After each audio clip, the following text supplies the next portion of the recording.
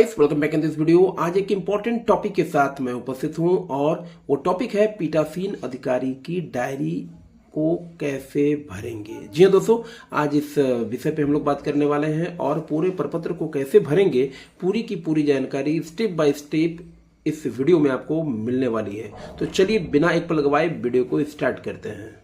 अधिकारी की डायरी के मुख्य बिंदु। जी दोस्तों, अगर बात करें मुख्य बिंदु की, पीठासीन पदाधिकारी की डायरी के मुख्य बिंदु की अगर बात की जाए तो पीठासीन पदाधिकारी की डायरी एक महत्वपूर्ण प्रपत्र है जिसमें चुनाव से संबंधित सभी महत्वपूर्ण जानकारियां दी जाती हैं। इस प्रपत्र में उपयोग में लाए गए ईवीएम के सीयू, बीयू एवं वीवीपैट का क्रम संख्या अंकित करना होता है। जी दोस्तों, इस प्रपत्र में उपयोग में लाए गए ईवीएम, सीयू, बीयू एवं वीवीपैट का क्रम संख्या को अंकित करना होता है। इस प्रपत्र में उपयोग में लाए गए ग्रीन पेपर सील की संख्या एवं क्रम संख्या अंकित करना होता है। इस प्रपत्र में स्पेशल टैक्स से संबंधित जानकारी अंकित करना होता है। प्रपत्र में वोटर लिस्ट में अंकित नियत मतदाता की संख्या एवं मतदाताओं के द्वारा सीयू में रिकॉर्ड किए गए मतों की संख्या, मतदाता रजिस्टर 17A में मतदाताओं की संख्या आदि की जानकारी अंकित की जाती है। इस प्रपत्र में मतदान प्रक्रिया को बाधित करने वाली घटनाओं, विधि व्यवस्थाओं एवं निर्वाचन अपराधों का विस्तृत विवरण अंकित करना होता है। इस प्रपत्र में मशीन खराब होने जाने के पश्चात किसी नई मशीन के बदले जाने से संबंधित विवरणी अंकित करना होता है। इस प्रपत्र में अभ्याक्षेपित यानी चैलेंज मत, टेंडर मत यानी निवेदित मत आदि मतों की जानकारी अंकित रहती है। इस प्रपत्र में प्रत्येक 2 घंटों में यानी 7 से लेकर के पूर्वाह्न 9 बजे पूर्वाह्न तक, 9 बजे पूर्वाह्न से लेकर के 11 बजे पूर्वाह्न तक, 11 बजे पूर्वाह्न से लेकर के 1 बजे अपराह्न तक, 1 बजे अपराह्न से लेकर के 3 बजे अपराह्न तक एवं 3 बजे से लेकर के अपराह्न 5 बजे तक अपराह्न तक डाले गए मतों की वास्तविक संख्या ध्यानपूर्वक अंकित करना होता है। इस प्रपत्र में मतदान केंद्र का भ्रमण करने वाले आगंतुकों का विवरण रहता है। यह तो हो गई समरी। कैसे इस प्रपत्र को भरेंगे आइए देखते हैं। बने रहिए वीडियो के एंड तक। अनुलग्नक 7 के अंतर्गत पीठासीन अधिकारी की डायरी है जो काफी इंपॉर्टेंट है, काफी महत्वपूर्ण है और निर्वाचन क्षेत्र का नाम सबसे पहले स्पष्ट अक्षरों में आपको लिखना होगा। उसके बाद मतदान की तारीख, उसके बाद मतदान केंद्र की संख्या एवं नाम वह इसमें आपको डालने होंगे। जिस भी मतदान केंद्र में आपका मतदान पड़ता है उसका वो आप यहाँ पर एंट्री करेंगे। मतदान केंद्र निम्नलिखित में से कहाँ स्थित है, तो शासकीय या अर्धशासकीय भवन, तो सबसे पहला जो ऑप्शन है इसमें आप सरकारी ही डालेंगे। अगर स्थानीय रूप से भर्ती किए गए मतदान अधिकारियों की संख्या यदि कोई हो तो वो डालेंगे, यहाँ नहीं है तो शून्य डाला गया है। 5वें नंबर पे आते हैं सामयिक रूप से नियुक्त मतदान अधिकारी की अनुपस्थिति में नियुक्त मतदान अधिकारी यदि कोई हो और ऐसी नियुक्ति के कारण, तो अगर संख्या शून्य है तो शून्य करेंगे। इलेक्ट्रॉनिक वोटिंग मशीन में आते हैं उपयोग में लाई गई कंट्रोल यूनिट जिसे सीयू कहा जाता है, उसकी संख्या यहाँ दर्शानी होगी। उपयोग में लाई गई कंट्रोल यूनिट की संख्या, उसका भी नंबर आप यहाँ पर डालेंगे, उसका सीरियल नंबर। उपयोग में लाई गई बैलेट यूनिट, बीयू की संख्या, जितनी भी संख्या होगी आपके मतदान केंद्र पे वो डालेंगे। यहाँ 2 यूज हुआ है तो यहाँ 2 दर्शाई गई है। उपयोग में लाई गई बैलेट यूनिट की क्रम संख्या, ये तो हो गई कि संख्या कितने की संख्या थी, अब इनका क्रम संख्या को आपको डालने होंगे। 2 की संख्या है ना। उस पर उपयोग में लाई गई पेपर सीलों की संख्या, पेपर सीलों की संख्या का जिक्र है। पेपर सील की जो संख्या है वहाँ आप यह डालेंगे 1 और उसका क्रम संख्या को आपको डाल देने हैं। प्रदाय किए गए स्पेशल टैग की संख्या जो है, 3 स्पेशल टैग आपको मिलते हैं और प्रदाय किए गए स्पेशल टैग की क्रम संख्या आपको यहाँ दिखानी है जहाँ से स्पेशल टैग की संख्या स्टार्ट होती है। उपयोग में लाए गए स्पेशल टैग की संख्या आप यहाँ लिख देंगे जिसको आपने यूज किया है। उपयोग में लाए गए स्पेशल टैग की संख्या, क्रम संख्या को यहाँ पर आप दर्शा देंगे।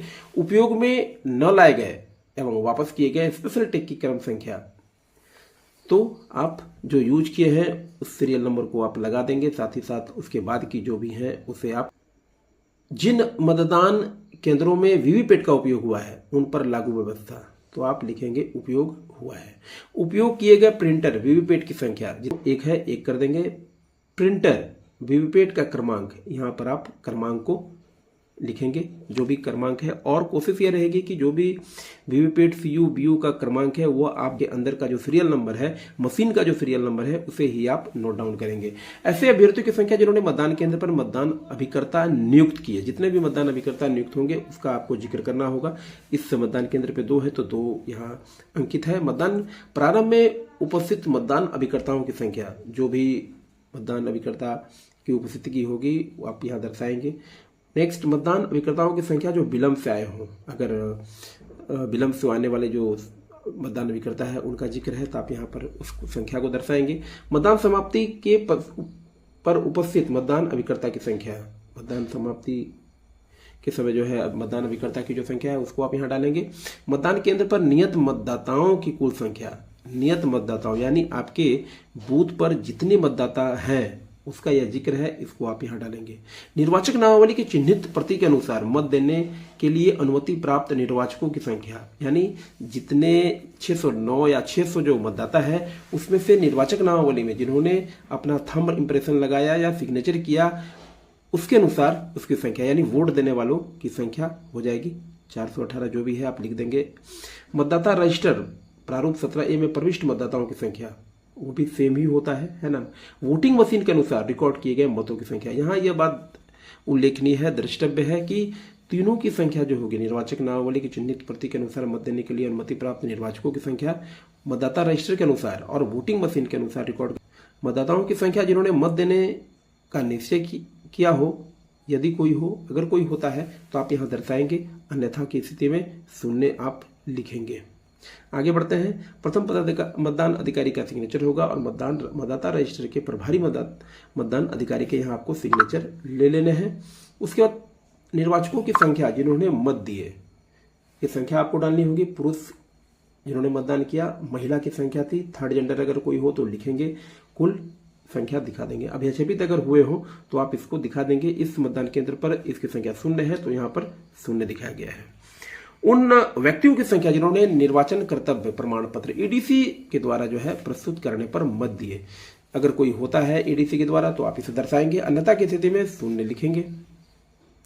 प्रवासी निर्वाचकों की संख्या जिन्होंने मतदान किया, अगर कोई संख्या होगी तो आप उसे दर्शाएंगे, अन्यथा की स्थिति में 0 लिखा जाएगा। ऐसे निर्वाचकों की संख्या जिन्होंने साथियों की सहायता से वोट दिए, शायद अगर साथी की सहायता से वोट देते हैं तो उनको आप यहाँ पर दिखाएंगे, है ना। प्रॉक्सी द्वारा दिए गए मतों की संख्या इस मतदान केंद्र पर 0 है, अगर आपके साथ अगर प्रॉक्सी के द्वारा दिया जाता है तो उसे आप दर्शाएंगे। निवेदित मतों की संख्या अगर कोई होगी तो आप इसे लिखेंगे। इस मतदान केंद्र पर 0 है तो 0 लिखा गया है। निर्वाचकों की संख्या जिनसे उम्र के बारे में घोषणाएं प्राप्त की गई हो, अगर इस प्रकार की कोई उम्र से संदर्भित घोषणाएं हो तो आप यहाँ दिखाएंगे, अन्यथा की स्थिति में 0 लिखेंगे। जिन्होंने ऐसी घोषणाएं करने से इनकार किया, अगर इस प्रकार की घोषणाएं करने से कोई इनकार करता है तो आप इसे दर्शाएंगे, अन्यथा की स्थिति में 0 लिखेंगे।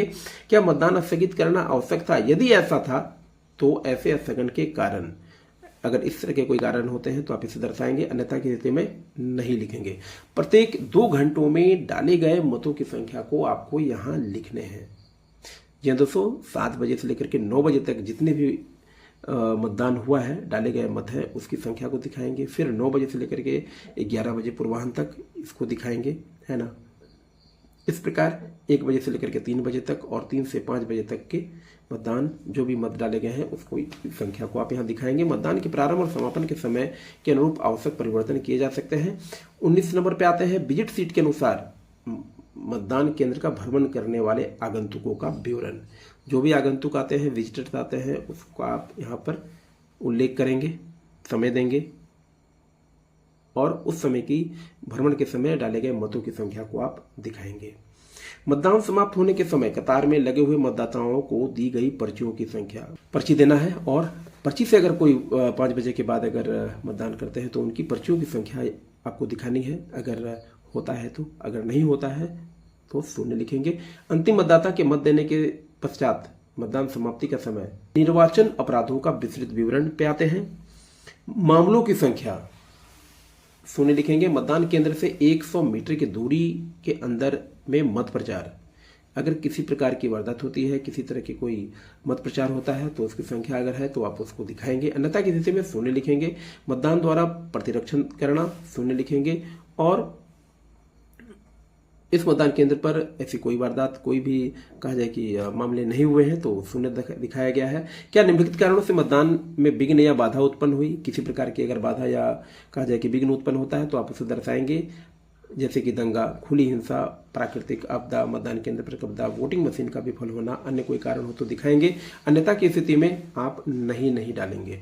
क्या मतदान केंद्र पर उपयोग में लाई गई किसी भी वोटिंग मशीन के निम्नांकित में से किसी कारण से मतदान दूषित हुआ था? अगर किसी प्रकार का होता है तो आप यहाँ उल्लेख करेंगे, अन्यथा की स्थिति में नहीं लिखेंगे। इस मतदान केंद्र पर नहीं हुआ है तो नहीं दिखाया गया है। अभ्यर्थियों अभिकर्ताओं द्वारा की गई गंभीर शिकायतें अगर कोई हो तो दिखाएंगे, अन्यथा की स्थिति में शून्य दिखाएंगे। विधि व्यवस्था को भंग करने संबंधी मामलों की संख्या, तो अगर कुछ होता है तो आप इसे दिखाएंगे, अन्यथा की स्थिति में शून्य दिखाएंगे। मतदान केंद्र पर की गई त्रुटियों और अनियमितताओं की रिपोर्ट यदि कोई हो तो यहाँ लिखेंगे, अन्यथा की स्थिति में शून्य होगा। क्या मतदान के प्रारंभ के पूर्व और यदि आवश्यक हो मतदान के बीच में किसी नई वोटिंग मशीन को उपयोग में लाने के समय तथा मतदान की समाप्ति पर जो आवश्यक हो घोषणाएं हो तो मतदान शांतिपूर्ण एवं निष्पक्ष समाप्त हुआ, इसे आपको लिखना है। काफी इंपॉर्टेंट है ये लिखना। और स्थान और दिनांक आप दे देंगे और अपना सिग्नेचर देंगे, और साथ ही साथ सभी में प्रभेदक चिन्ह भी लगा देंगे। ये diary voting machine, visit seat और अन्य मुहरबंद पत्रों के साथ रिटर्निंग ऑफिसर को भेजी जानी चाहिए। इसको आपको भेजना है। तो यह था पूरा का पूरा पीठासीन पदाधिकारी की डायरी। आई होप ये वीडियो आपको हेल्पफुल लगा होगा। इस वीडियो में फिलहाल इतना ही, मिलते हैं नेक्स्ट वीडियो में। इस वीडियो को लाइक और शेयर करना ना भूलेंगे। Thank you so much for watching this video. जय हिंद, जय भारत।